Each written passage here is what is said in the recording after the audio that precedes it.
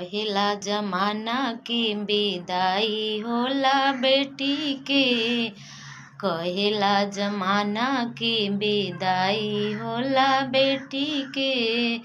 असली विदाई त होखेला परदेसी के।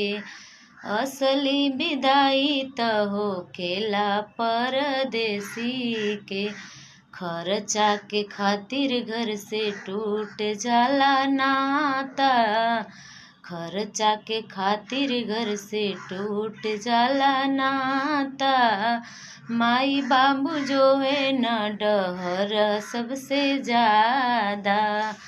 माई बाबू जो है न डहर सबसे ज्यादा। कहेला जमाना की विदाई होला बेटी के। कहेला जमाना की विदाई होला बेटी के। असली विदाई त होखेला परदेसी के। असली विदाई त होखेला परदेसी के।